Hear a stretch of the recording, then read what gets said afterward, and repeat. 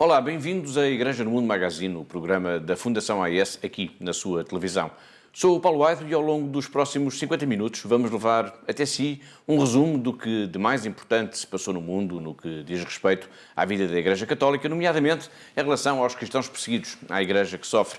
Todas as semanas, sempre a esta hora, sintonize connosco, sintonize com a ajuda à Igreja que sofre.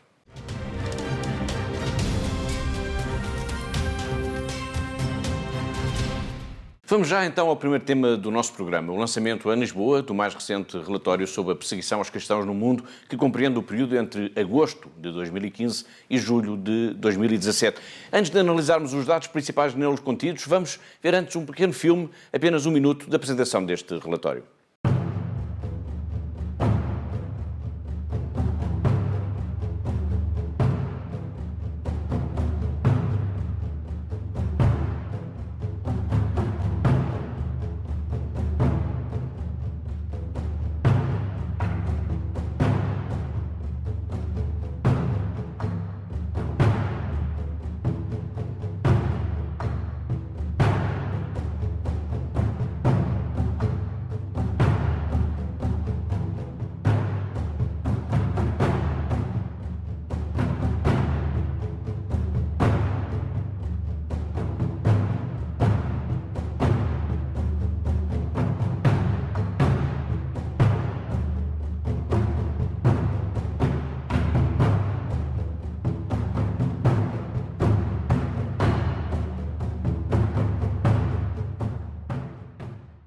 Depois de termos visto este pequeno filme, vamos então falar do lançamento em Lisboa, na semana passada, do mais recente relatório sobre a perseguição aos cristãos no mundo, que compreende o período, como disse, entre agosto de 2015 e julho de 2017.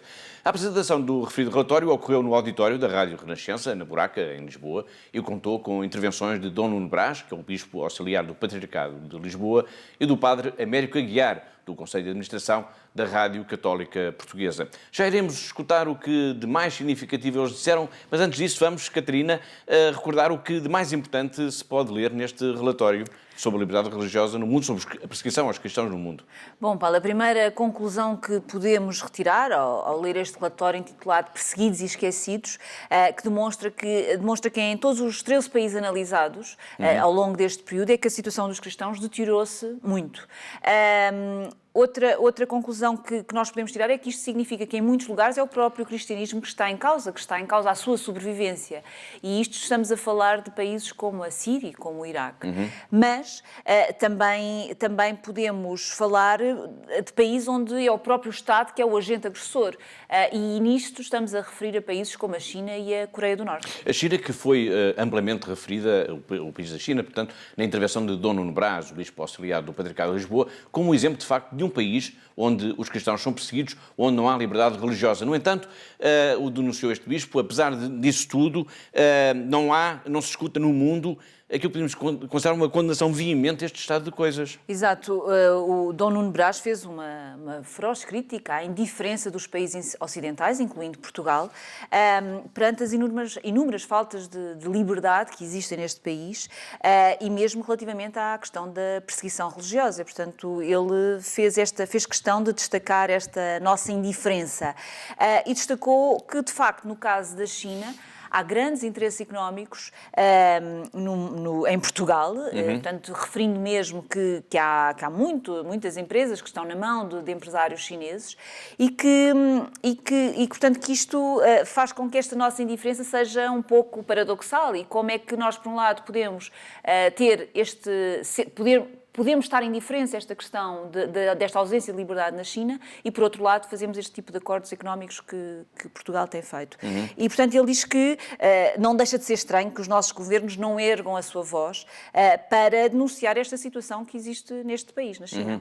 De facto, a denúncia de Dom Nuno Brás marcou, efetivamente, a apresentação do relatório da Fundação AES sobre a perseguição aos cristãos entre agosto de 2015 e julho de 2017. Nós temos uma entrevista com este bispo em que ele fala não só do caso da China, mas de todos os países onde se registram ataques contra os cristãos.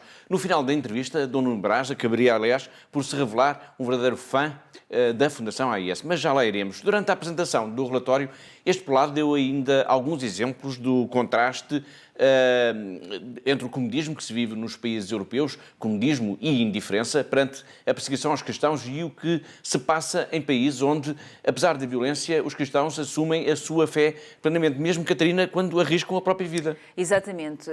Dom Nuno Brás disse que o sofrimento destes cristãos deve ser também o nosso sofrimento. E ele destacou ainda na sua intervenção o caso da Nigéria, que é também um dos países que é analisado neste nosso relatório, e ele, portanto, neste país, na Nigéria, que se fala acerca da questão do terrorismo, não é? Do fundamentalismo islâmico que existe, e fala deste país como sendo um dos exemplos onde o terrorismo islâmico está presente. E ele falou, e fazendo ligação com aquilo que o Paulo estava a dizer, portanto, ele falou que, apesar desta enorme violência que existe neste país, na Nigéria, apesar disto, apesar de saberem que nunca se sabe o que é que vai acontecer quando saímos da nossa casa, o Dom Nuno Brás deu o exemplo de que é uma situação que ele fica maravilhado com este exemplo que vem da Igreja da Nigéria, que as pessoas, apesar de saberem todos estes perigos, todos os domingos vão à missa. Portanto, é um desafio ao medo. Todos os domingos esta comunidade cristã desafia ao medo, sabendo que existe uma enorme probabilidade de, quando estiverem na igreja, poderá haver um rebentamento, poderá haver uma explosão, poderá ser... Portanto, irão à missa, mas poderão não voltar. E isso ele mostrou que é um grande exemplo que nós, cristãos do Ocidente, cristãos de Portugal, temos todos os dias. E, de facto, essa coragem, segundo o Nuno Brás, contrasta fortemente com a cada vez menor participação dos europeus, e nomeadamente dos portugueses, na vida religiosa. Exatamente, não é? Paulo. E, de facto, ele disse mesmo que nós aqui em Portugal temos toda a liberdade, mas deixamos de ir à missa. E ele disse que isso não deixa de ser dramático e paradoxal. A sessão de apresentação do relatório Perseguidos e Esquecidos contou ainda com a presença, além da diretora da Fundação AIS, que apresentou na altura os dados mais relevantes, constantes neste documento, contou ainda, dizia, com a presença do presidente do Conselho de Administração da Rádio Renascença. O padre Américo Aguiar referiu que o relatório traz ao nosso conhecimento uma realidade muito dura, muito difícil, marcada por vozes que gritam e que ninguém ouve. Uma realidade que deve, por isso, desinstalar-nos do nosso comodismo. Vamos escutar o essencial dessa intervenção. Às vezes nós vemos nos mídias, nacionais e internacionais, quando acontece alguma coisa do género a outros, noutros contextos, ai Jesus, cai o mundo. Não é? E parece que quando acontece com os nossos irmãos, as repercussões não são assim tão significativas. Não somos melhores nem somos piores, mas estes relatórios permitem e ajudam a que os gritos desses que sofrem e que são perseguidos e caem no esquecimento da voracidade dos mídias e dos fluxos da comunicação, pelo menos estes relatórios permitem que cada um de nós possa tomar consciência da realidade e possa e deva mudar tantos comportamentos e tantas decisões de maneira a ir ao encontro destes irmãos e destas irmãs que pelo mundo fora sofrem muito, única e exclusivamente porque encontraram Jesus Cristo e querem viver a sua vida de acordo com essas palavras, com essa pessoa, e não é fácil. Nós estamos aqui, para já, comodamente no nosso país, nesta nossa Europa, mas ao vermos o relatório, vamos obrigatoriamente tomando consciência de uma realidade muito dura, muito difícil, de tantos e de tantas, pelo facto de terem encontrado Jesus, perdem, ou melhor, ganham a sua vida com muito sofrimento e nós não podemos permitir que isso aconteça desta maneira. E por isso a nossa gratidão à Fundação Ajuda à Igreja que Sofre, à presença do Sr. Dom Nuno e, acima de tudo, a cada um de vós naquilo que significa o apoio a este trabalho e, mais do que tudo, no apoio a estes irmãos e irmãs que pelo mundo inteiro precisam tanto e urgentemente da nossa ajuda.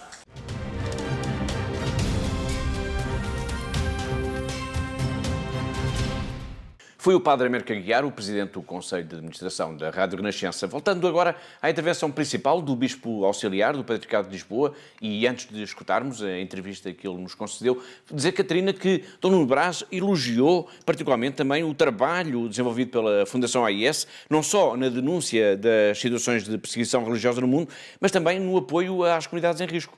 um apoio que ele disse que deve ser constante e é muito, muito concreto, tanto a nível material como espiritual. É estas comunidades que estão em risco. E ele afirmou mesmo que não podemos ter vergonha de ser cristãos e onde quer que estejamos, e que não podemos também deixar de ajudar estes cristãos perseguidos. Portanto, o Dom Nuno Brás foi muito, muito taxativo nesta sua posição. Sobre o relatório em si, Paulo, o Dom Nuno Brás destacou que se trata de facto de um trabalho muito rigoroso, e que mostra também, para além de números, mostra também a questão dos rostos concretos, casos concretos de pessoas que estão no terreno, cristãos que têm sofrido pelo facto apenas de serem cristãos e de viverem em país onde há esta perseguição aos cristãos. E que estes rostos concretos destas pessoas mostram, de facto, esta intolerância que existe em tantos países com esta comunidade.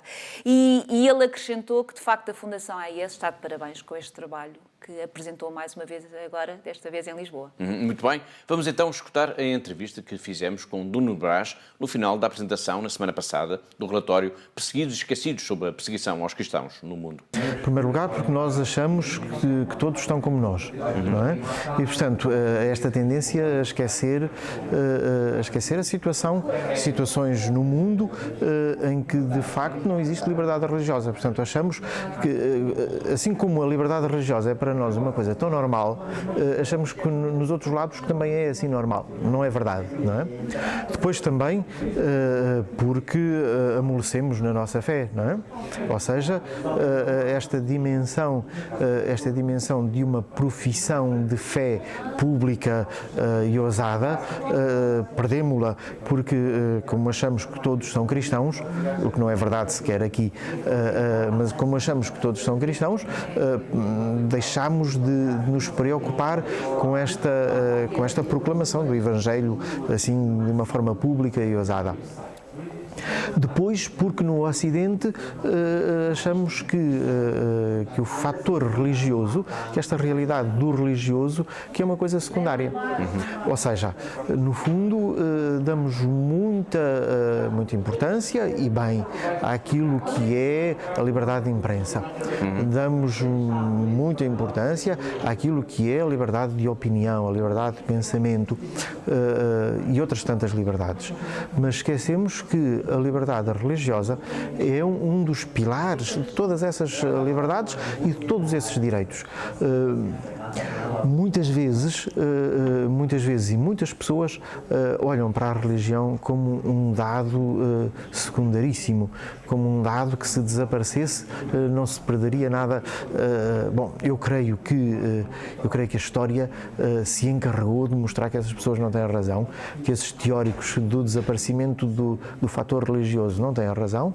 O religioso está aí muito mais presente do que aquilo que estava, quase diria, há 40, 50 anos, mesmo que não o cristão, não é? Mas, portanto, o fator religioso é uma realidade importante e é algo que nós não podemos esquecer.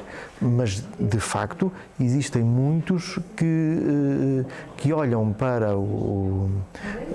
este dado religioso como uma coisa secundária e, portanto, como uma coisa que se pode esquecer. E, no entanto, há no mundo milhares e milhares de pessoas, de cristãos, que sofrem na pele, diretamente, todos os dias, exatamente. Sim, por causa da sua fé. Existem mártires todos os dias, não é? Existem mártires todos os dias.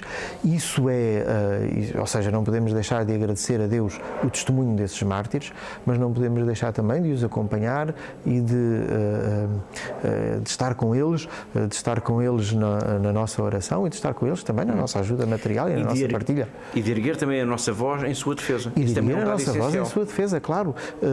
Nós cristãos, de uma forma muito particular, nós cristãos em Portugal, que somos a maioria, não podemos deixar de erguer publicamente a nossa voz, pedindo aos nossos governantes, pedindo àqueles que nos representam, para defenderem também tão simplesmente esta realidade da liberdade religiosa em todas as partes do mundo. O Dom Nuno Brás salientou, deu o exemplo na sua apresentação deste relatório, do caso, por exemplo, da China, que tem tantos interesses económicos em Portugal e que tem umas boas relações políticas, digamos, entre os dois Estados, e, no entanto, é um dos Estados onde se atropelam mais os direitos humanos e não há nenhuma reação quase por parte das autoridades portuguesas. Podemos falar aqui em hipocrisia, de alguma maneira?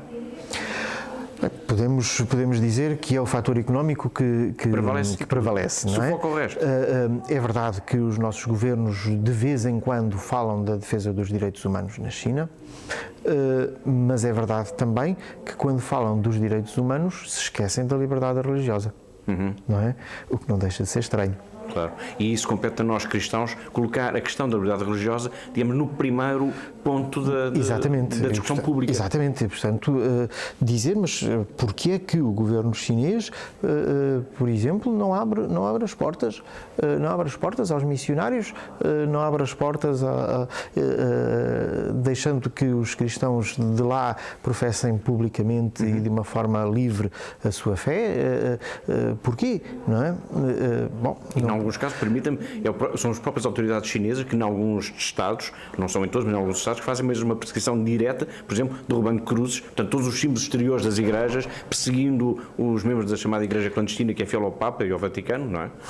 Sim, nós não podemos deixar de ter esperanças. Eu creio que há um caminho que já foi, há um caminho muito positivo que foi percorrido e, portanto, não podemos, e que está a ser percorrido, não podemos deixar de ter esperança e, portanto, não podemos deixar de ter no horizonte, de facto, esta liberdade religiosa também na China e creio que, mas no entretanto não podemos esquecer isso, não podemos esquecer os cristãos que são perseguidos e de os ajudar com a nossa voz e com os nossos gritos e com a nossa denúncia, não é? E aqui sobressai também o trabalho da Fundação AIS.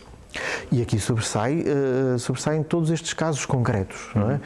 A mim toca-me sempre muito os casos concretos, porque, enfim, as estatísticas são muito rigorosas, obviamente, mas são estatísticas. Os casos concretos são rostos de pessoas muito concretas, não é? E neste sentido a Fundação AIS, mais do que ajudar em projetos globais, não é? Ajuda projetos para pessoas concretas e para comunidades muito concretas. E nesse aspecto tem uma ação muito meritória e louvável. Podemos dizer que o Dom Nuno Braz é entre aspas, um fã da Fundação AIS. Absolutamente sim. Obrigadíssimo.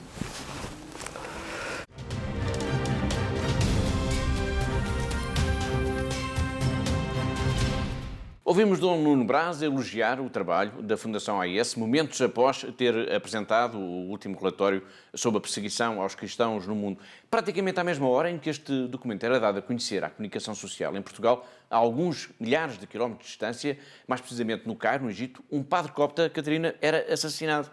Verdade, e essa morte, esse assassinato, mostra bem de como é hoje em dia, como nos dias que correm, a vida dos cristãos no Egito. O que mais me marcou nessa notícia foi constatar que o padre foi assassinado à facada, em plena luz do dia, e que ninguém lhe prestou assistência. Exatamente. O padre Saman Shehata, da Igreja Copta Ortodoxa do Egito, estava, portanto, em missão na capital do país, no Cairo, e estava à procura de ajuda humanitária para a sua paróquia, que é bastante pobre. Esta sua paróquia está na região de Beni Suef. Quando foi atacado, e como o Paulo já disse aqui, com várias facadas, portanto, em plena rua, em plena luz do dia, foi esfaqueado e foi como que deixado ali, sem que ninguém o acudisse. Outra situação que além disso, de tudo isto, além desta situação de tanta violência e de ter ficado sozinho, foi de facto o auxílio, a ambulância ter demorado cerca de 1 hora a chegar, e, portanto, não lhe conseguiram prestar mesmo assim auxílio ali logo naquele imediato, um auxílio imediato, ainda tiveram que ir até ao hospital, onde foi efetivamente, onde acabou por falecer. Para culminar este caso flagrante de perseguição religiosa contra os cristãos no Egito, dizer ainda que o agressor foi apanhado, mas a polícia libertou pouco depois. Exato, Paulo. De facto, o agressor foi apanhado, foi detido pelas autoridades, mas depois foi declarado como inimputável, portanto, que mentalmente incapaz para saber o que é que tinha feito e, portanto, foi libertado pelo juiz. Este caso que ocorreu por coincidência, como dissemos há pouco, no mesmo dia em que em Lisboa foi divulgado o mais recente relatório da Fundação AIS sobre a perseguição religiosa no mundo, veio demonstrar, de facto, como é tão frágil, tão problemática a situação dos cristãos no Egito. Exato, e de facto este assassinato é apenas do padre Saman, vem demonstrar como é apenas mais é o último caso desta perseguição que existe ferozmente contra os cristãos no mundo. De facto, importa não esquecer, como nos pedia há pouco o Dom Nuno Brás, importa não esquecer também os sangrentos atentados no Domingo de Ramos, em abril, em 2 igrejas no Egito, que provocaram, recorde, cerca de meia centena de mortos. E um mês depois, em maio, terroristas atacaram novamente um grupo de cristãos que se dirigiam, dessa vez, em 3 autocarros em peregrinação para um mosteiro no deserto. E então obrigaram-nos a sair dos veículos. E os que se confessaram cristãos, mesmo com as armas apontadas às suas cabeças, foram assassinados de imediato. E nem as crianças escaparam. Nós falámos do relatório sobre a perseguição aos cristãos e sinalizámos um caso concreto de violência. Neste caso, o assassinato de um padre copta em plena luz do dia numa rua do Cairo. Lembrando agora as palavras de Sofia de Mello-Breiner, vemos, ouvimos e lemos, não podemos ignorar. Convido-vos então agora a verem um pequeno filme produzido pelos nossos colegas de Inglaterra, precisamente sobre o relatório, sobre essa realidade tantas vezes ignorada da perseguição aos cristãos no mundo.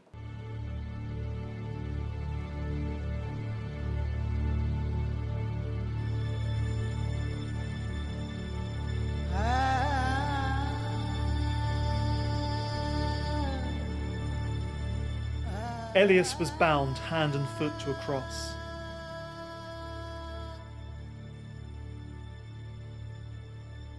He was one of the Christians living in Raqqa, Syria, when it was seized by the extremist group known as Daesh, or ISIS.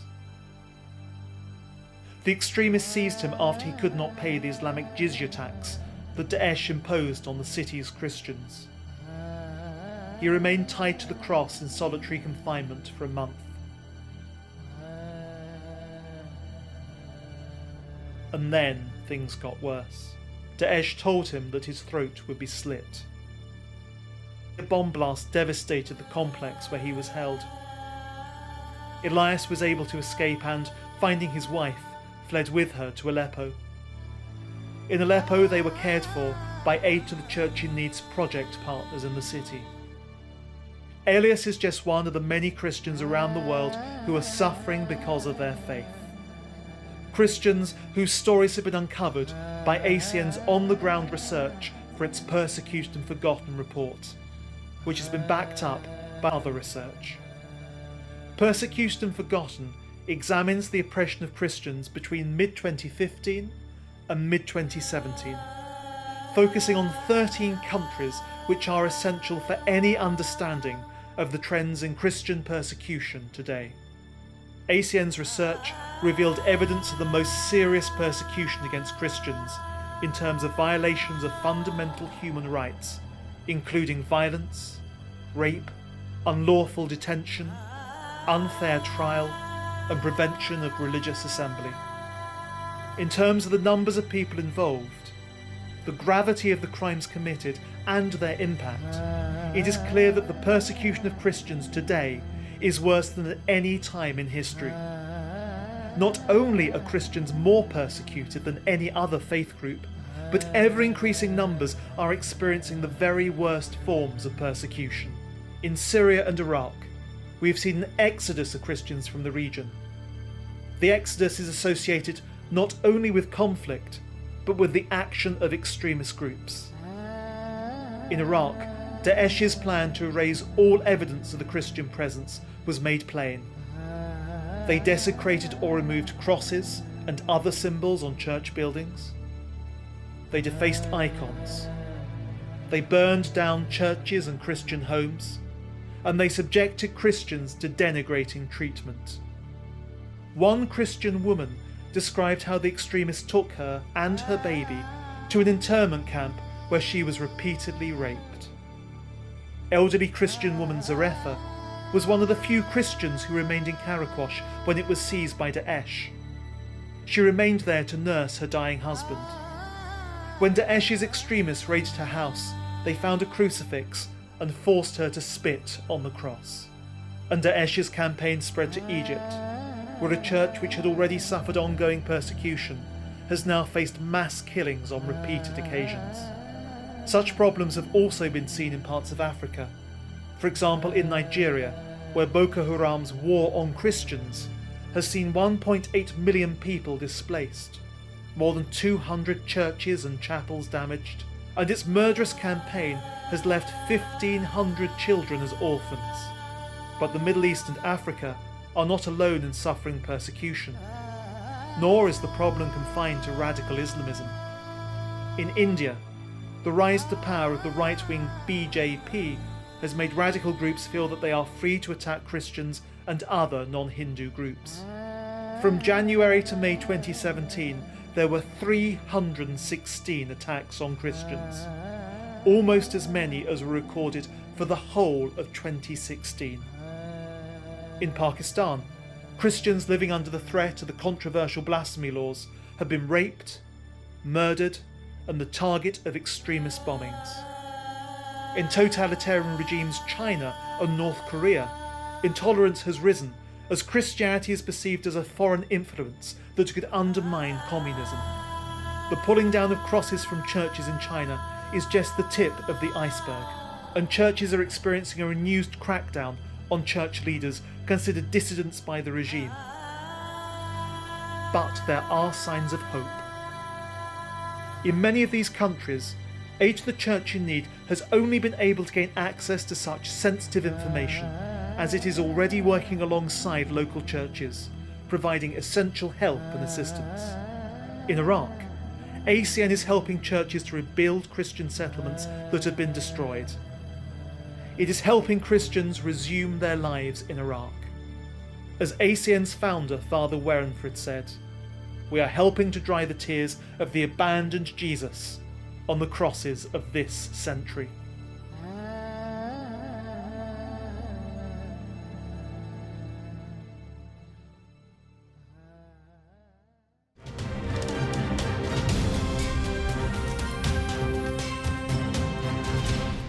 Ainda sobre o relatório sobre a perseguição aos cristãos no mundo, vamos agora viajar até França, até Paris, mais concretamente até à Basílica de Montmartre, por causa de uma iniciativa do secretariado local da AIS.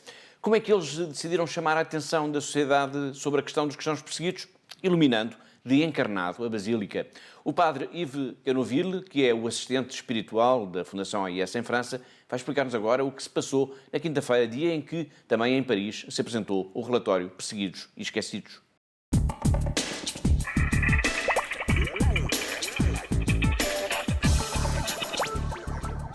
Alors ce soir, la basilique du Sacré-Cœur de Montmartre, qui est derrière moi, est éclairée, illuminée en rouge, parce que Montmartre, c'est le mont des martyrs, c'est le mont sur lequel au IIIe siècle furent martyrisés les premiers chrétiens, Saint-Denis et ses compagnons.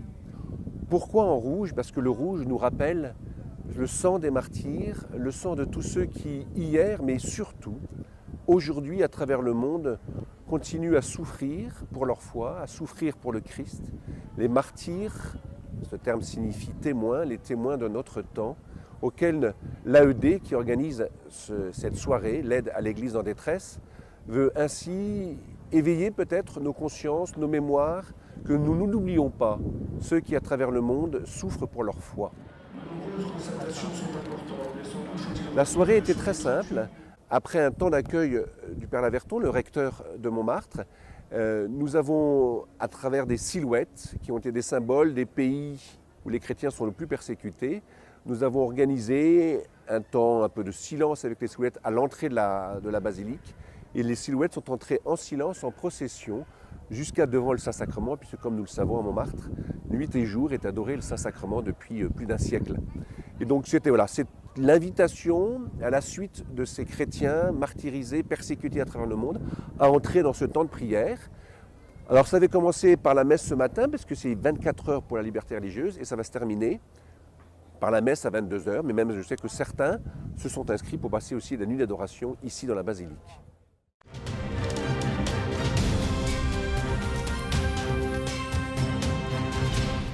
Com o relatório Perseguidos e Esquecidos sempre como pano de fundo, vamos agora até ao Iraque, a propósito ainda do projeto de reconstrução da planície de Nínive. Uma reconstrução que é necessária e urgente por causa da violência que se abateu sobre a comunidade cristã. Uma violência que nos permite falar até em genocídio, como vamos ver já de seguida num pequeno filme que preparamos para si.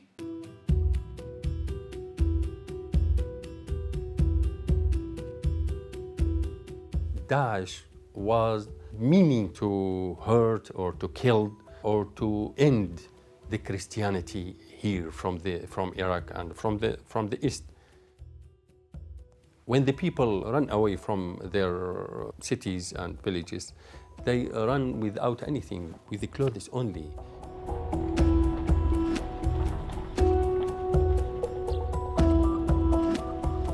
We have worked to collect all the evidence and data, stories, experience, to really advocate that what happened to the Christians was a genocide. After liberating most of the Christian villages, we went again and documented, photographs, all of these sites to show the horror experienced by the Christians and the way in which way Daesh have destroyed all of these areas in a dramatic way.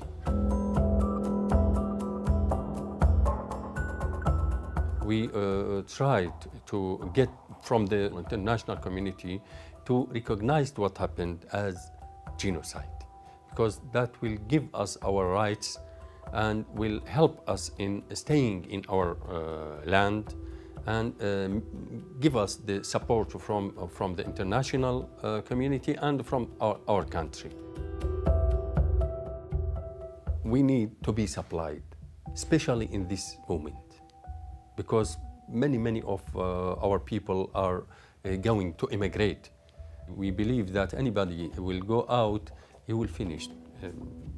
He will lost within the communities in the world. But here, he is Chaldean, Syriac, Assyrian. We want to return back, and we will return back.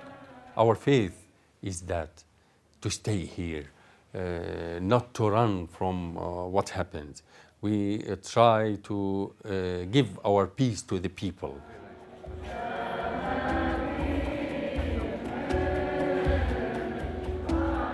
The olive branch, the palm branch, this is our weapon.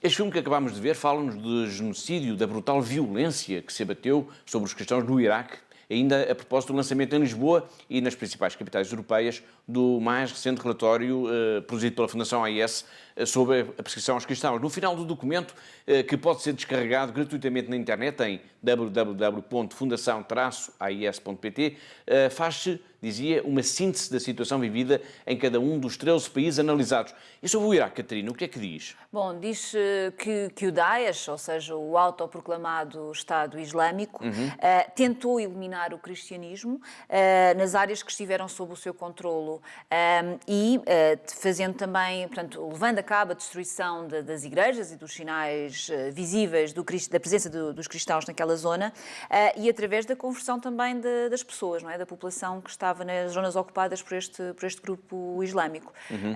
Grupo radical islâmico, melhor dizendo. Outra situação que nós relatamos neste relatório é sobre a legislação do Governo Central e pode-se ler neste documento que muitas das crianças podem ser obrigadas também a renunciar, a ser forçadas a renunciar à sua fé. Obrigado, Catarina. Estamos agora focados no Iraque, pois a Fundação AIS está envolvida a nível internacional, como já disse, no projeto da reconstrução das casas e das igrejas cristãs na planície de Nínive. Estamos também a recuperar essa questão, pois registrou-se nos últimos dias a ocupação da cidade de Kirkuk e de outras áreas na região pelas tropas iraquianas. Kirkuk é uma cidade que está na fronteira da chamada região do Kurdistão iraquiano, uma região que goza de grande autonomia e onde estão a viver milhares de cristãos que fugiram precisamente da planície de Nínive durante a ocupação jihadista em agosto de 2014. Agora, Catarina, parece que os tambores da guerra voltaram a assombrar estas populações. Sim, Paulo, de facto a comunidade cristã está profundamente apreensiva com eventuais novos confrontos nesta região.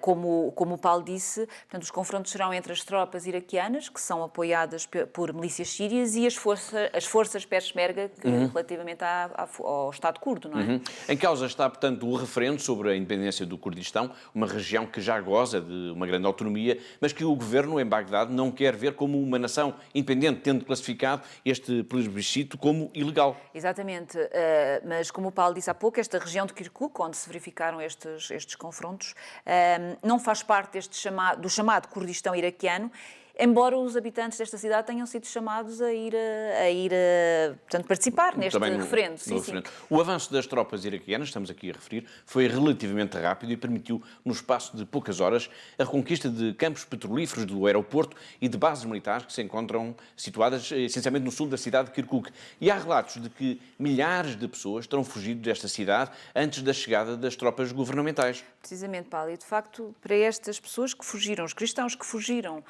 no verão de 2014, em consequência da tomada de poder por parte do autoproclamado Estado Islâmico desta zona da planície do Ninive, onde estava praticamente a grande maioria da comunidade cristã.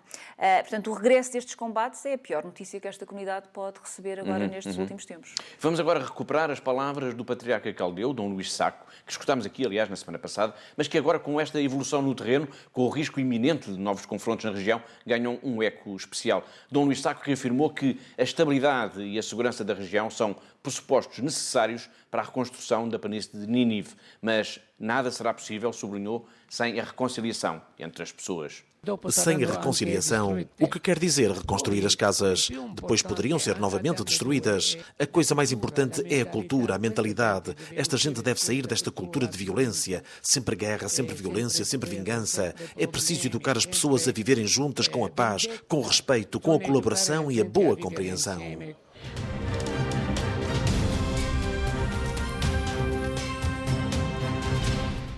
Regresso dos cristãos às suas casas à planície de Nínive. Estas são populações traumatizadas pela guerra, pela violência extrema. Ali ao lado, na Síria, a guerra civil transformou também cidades inteiras em ruínas, sepultou milhares e milhares de pessoas. Mesmo os que sobreviveram arrastam agora memórias que provavelmente nunca conseguirão esquecer. Agora vamos então ao encontro da irmã Miri, esta jovem portuguesa que vive em Cara, no mosteiro de São Tiago Mutilado. Vai hoje contar-nos a história de um habitante da aldeia que foi precisamente ao mosteiro pedir ajuda a uma irmã que percebe de plantas medicinais para ver se ela pode curá-lo de algumas das suas doenças.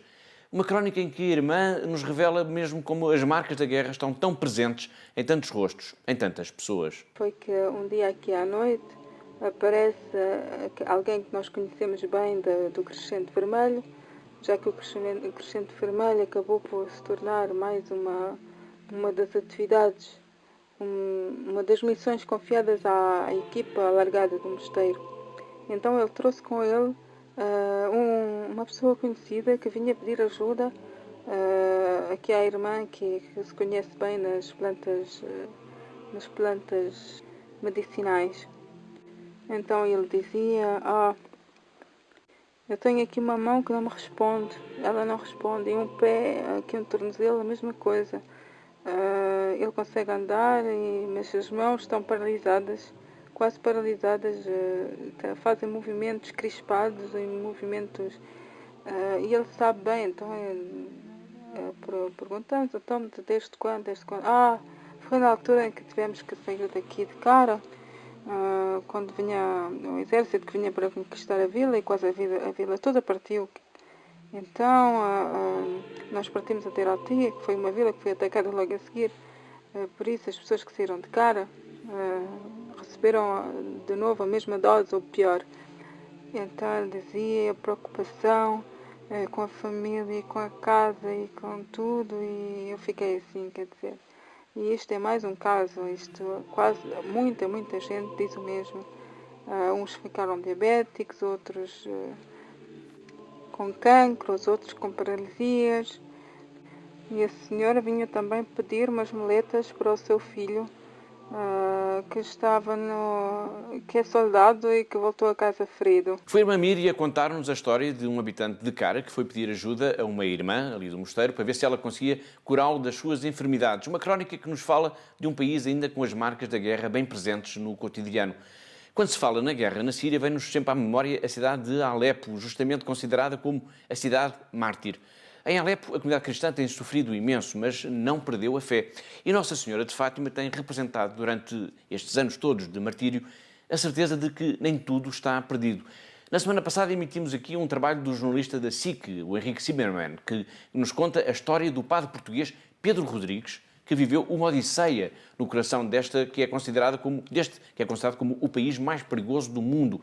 O padre, de 42 anos, levou uma imagem da Virgem de Fátima de Beirute até Alepo, numa viagem de 12 horas de táxi, e depois foi até Damasco, arriscando a própria vida. Vamos voltar então a emitir esta reportagem em resposta ao pedido de muitos telespectadores. O padre português Pedro Rodrigues acaba de viver uma odisseia única no Médio Oriente. Nos últimos anos, este sacerdote de 42 anos, nascido em Figueira de Lourvão, vive agora em Jerusalém, no concelho de São Salvador, no coração da cidade velha. No passado mês de maio, quando o Papa Francisco se encontrava em Portugal, o padre Pedro recebeu a proposta de levar uma imagem da Virgem de Fátima ao país mais perigoso do mundo, a Síria. Antes de partir, gravou uma mensagem de despedida para os pais, que seria entregue em caso dele perder a vida. A experiência de viver com aquelas pessoas, o drama daquelas pessoas, a necessidade que aquelas pessoas têm quase de ser reconstruídas, foi aquilo que me tocou mais. E a necessidade que elas têm de alguém que as suporte. E eu senti que, através desta ida lá, que ajudou um pouco, não pela minha presença, mas por aquilo que eu transportava comigo, foi uma certa esperança para aquelas pessoas, a sentir que não estão sós, a sentir que a própria Maria, que em Fátima trouxe uma mensagem de paz, que também queria levar uma esperança para aquela população. E isso fez-me sentir bem, fez-me sentir com forças e com coragem de estar ali. E é indiferente voltar, é impossível voltar indiferente da Síria. O objetivo: apoiar as comunidades cristãs que nos últimos 3 anos foram perseguidas pelos homens do Daesh, o Estado Islâmico. O sítio por onde nós passamos vê-se muito controle. Nós não conseguimos fazer um caminho reto, tivemos que fazer um caminho enorme até chegar ali, mas se nós considerarmos os sinais da destruição, sim, não vimos sinais físicos como bandeiras, como pessoas pertencentes ao Estado Islâmico, porque é feito todo um corredor por onde os carros podem passar por estradas que estão sob o domínio das forças governamentais. Todo o resto do território está minado não só do ISIS, mas de toda uma série de grupos terroristas. O padre partiu num táxi de Beirute a Alepo, na Síria. 12 horas de viagem, com uma caixa de uma imagem cruzando no caminho dezenas de checkpoints e atravessando centenas de quilómetros de devastação e luto. No seu táxi está acompanhado por um casal cristão de Alepo que partiu para Beirute há 6 anos para fugir do Estado Islâmico. Agora regressava à casa com o padre português.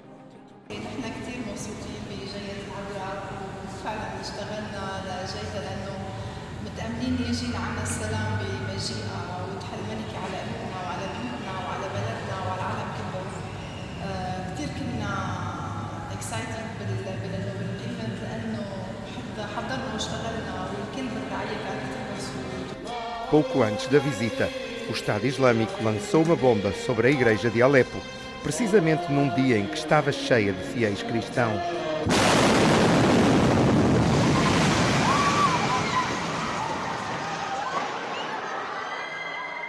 Quando lhe disseram que existia a possibilidade de levar a Virgem de Fátima a Alepo e a Damasco, duvidou em algum momento? Bem, todo o projeto para mim foi de um êxtase enorme. Eu, assim que soube dessa possibilidade, eu disse logo, eu quero estar. Eu quero estar presente porque sou português nesta terra, tinha promovido a vinda da imagem para aqui e por isso mesmo eu senti um desejo de poder estar. Durante muito tempo eu pensei, bem, se morro, morro.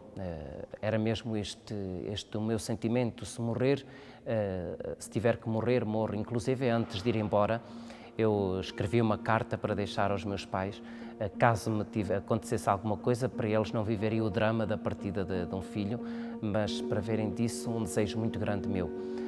Não só escrita, mas também gravada, tinha deixado uma mensagem gravada.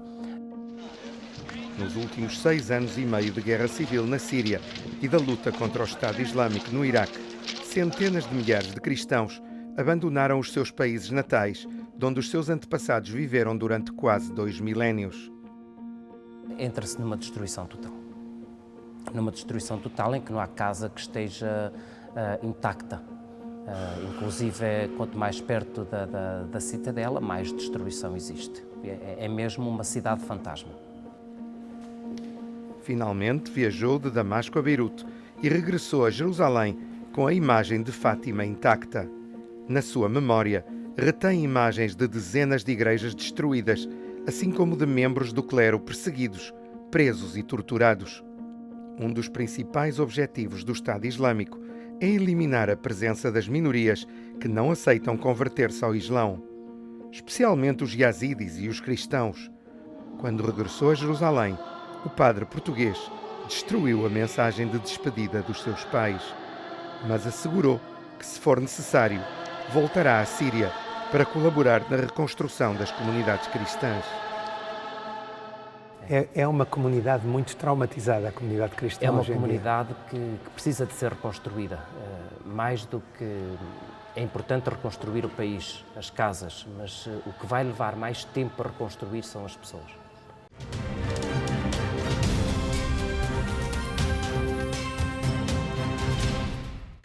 Do Médio Oriente, mais precisamente da Síria, vamos agora até a África. Vamos até ao Iémen. Isto a propósito da libertação do padre Tom, o sacerdote salesiano que esteve sequestrado durante 554 dias por um comando jihadista que atacou a casa onde vivia em Aden, a capital do país.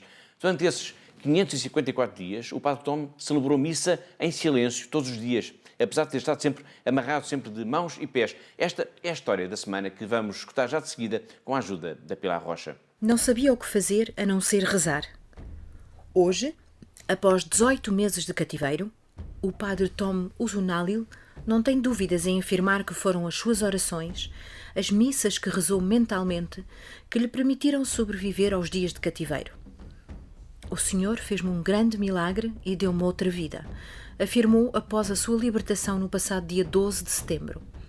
Para trás, ficaram 554 dias de angústia, sem saber onde se encontrava, quem eram os raptores e o que lhe iria acontecer. Hoje, olha para o tempo de cativeiro como uma longa espera. Uma longa espera que começou tragicamente no dia 4 de março de 2016, com o ataque de um comando jihadista à Casa de Saúde das Irmãs da Caridade, em Aden, a capital do Iémen, onde o padre Tom estava em missão. O que se passou ali, nesse dia, uma sexta-feira, dificilmente será apagado da sua memória. Faltavam 20 minutos para as 9 da manhã, quando se escutou o primeiro tiro. Sem saber o que se estava a passar, o padre Tom foi logo agarrado por um dos jihadistas que o amarrou a uma cadeira. Enquanto isso, 4 das 5 missionárias da caridade que tomavam conta do lar foram assassinadas a sangue frio. 2 delas foram mortas mesmo ao lado do padre Tom.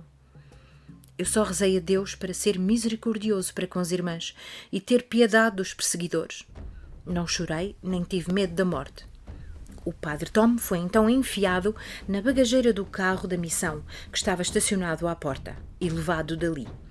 Era o primeiro dia de cativeiro.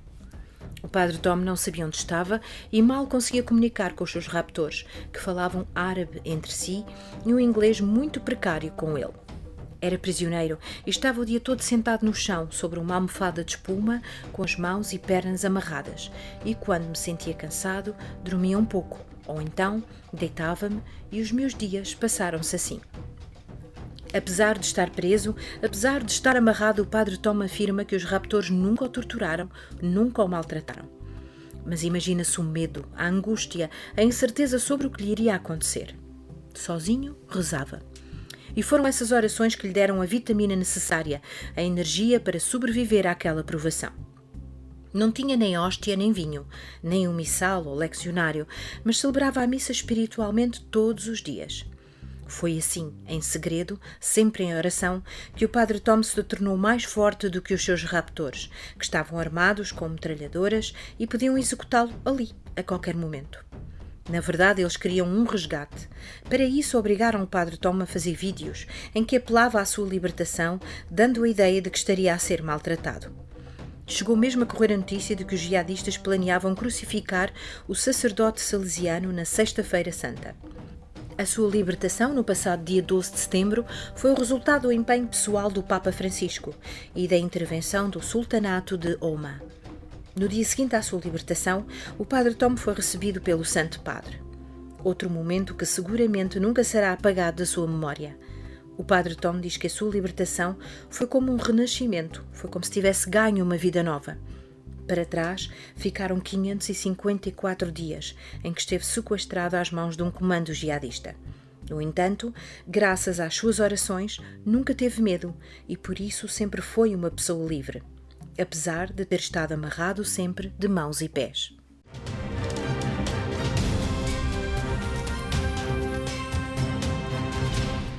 Na semana passada, escutámos aqui o arcebispo de Lviv, Dom Mokriski Mieczysław, numa das entrevistas que realizámos durante a peregrinação internacional da Fundação AIS a Fátima.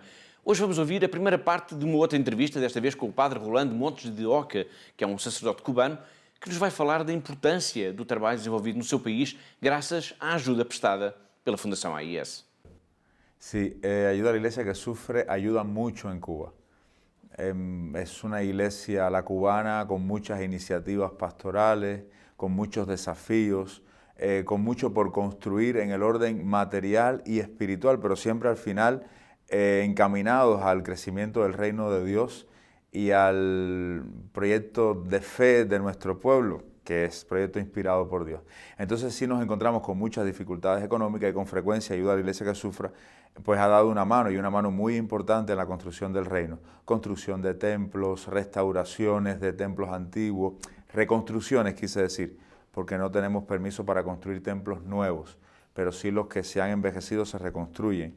También proyectos de tipo pastoral, encuentros de jóvenes, de matrimonios, en los que se necesita pues recursos materiales para la movilidad de las personas, que en Cuba el transporte es un desafío, entonces pues la ayuda económica para transportar personas es necesaria, también para alimentos en estos encuentros, materiales pastorales. Yo siempre cuento con mucha ilusión que mi primera Biblia fue la Biblia del niño de Ayuda a la Iglesia Necesitada.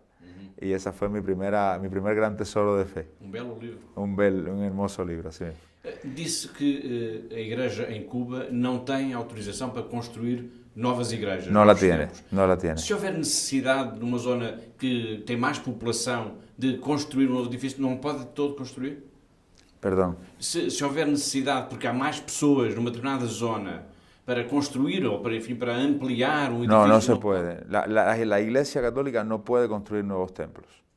Y en la población cubana, desde las últimas construcciones de templos, que fueron antes del proceso revolucionario marxista, la población cubana entonces era de 6 millones de habitantes, hoy es de 11 millones de habitantes, con lo cual hay muchos pueblos nuevos sin iglesia, sin templo pero sí con comunidad. Y esas comunidades muchas veces pues sostenidas desde ayuda a la iglesia que sufre, vehículos para los sacerdotes y los misioneros llegar a anunciar el evangelio allí, en fin, muchísimo soporte económico a toda esa tremenda misión que tiene la iglesia en Cuba por delante y misión en la que se entrega la iglesia en Cuba. Sabemos también, y por supuesto que aún es más importante, que ayuda a la iglesia necesitada no solo sostiene económicamente nuestra iglesia, que es tan pobre en recursos, sino también con oraciones, ofrendas, sacrificios, también en el orden espiritual. Y esto no es menos importante, al contrario.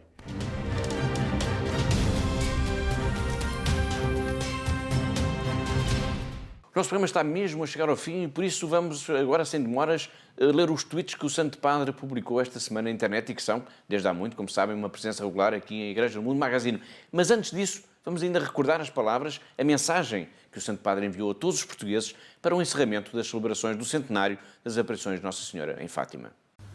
Queridos hermanos, en este día en que celebran la clausura del centenario de las apariciones de la Santísima Virgen en Fátima,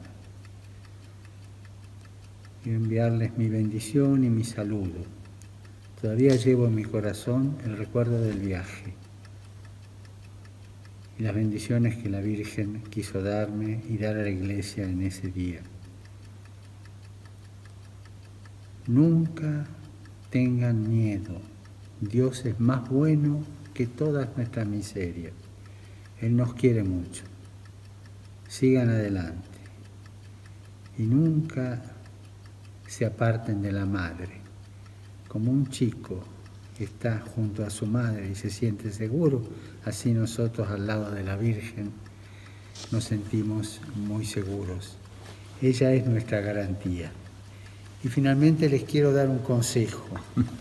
Nunca dejen el rosario. Nunca dejen el rosario, recen el rosario, como lo pidió ella. Del Padre y del Hijo y del Espíritu Santo. Y recen también por mí. Gracias. Foi o Papa Francisco a pedir-nos para não nos esquecermos de rezar o rosário todos os dias. E foi isso mesmo que fizemos em Portugal e em vários países do mundo na passada quarta-feira, em que, com a iniciativa 1 milhão de crianças rezam o Terço pela Paz. Uma iniciativa que foi um sucesso e que vai marcar, obviamente, o nosso próximo programa. Agora sim, e ainda e sempre sintonizados com o Santo Padre, vamos então ler os últimos tweets que Francisco publicou na internet.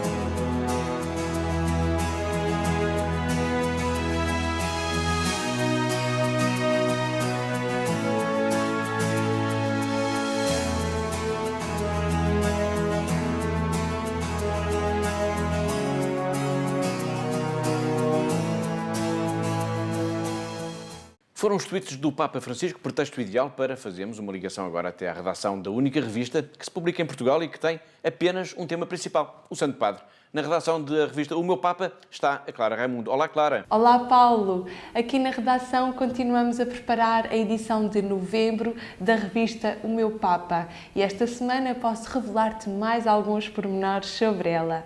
Posso revelar-te, por exemplo, que teremos a reportagem de um encontro muito especial que aconteceu no passado dia 13 de outubro entre o Papa e os atletas da Special Olympics, que é uma associação que reúne atletas com deficiências cognitivas.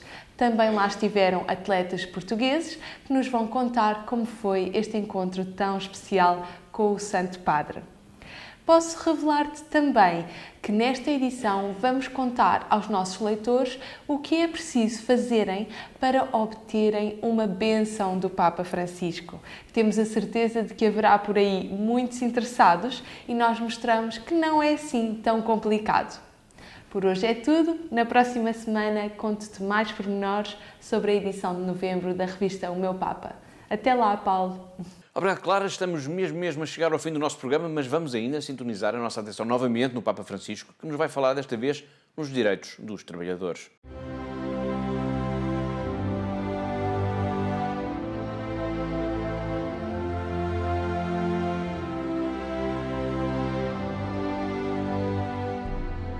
Debemos recordar siempre la dignidad y los derechos de los trabajadores.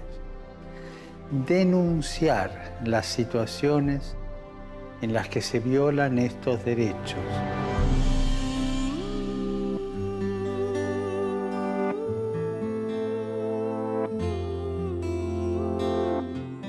Y ayudar a que contribuya a un auténtico progreso del hombre y de la sociedad.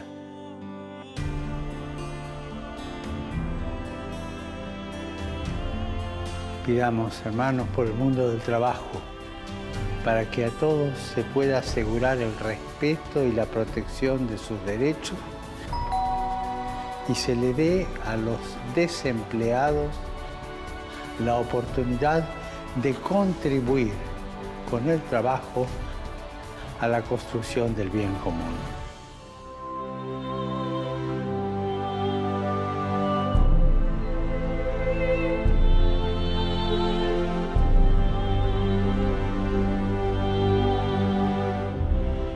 E assim, com este alerta do Papa Francisco, chegamos ao fim de mais um Igreja no Mundo Magazine, o programa da Fundação AES aqui na sua televisão.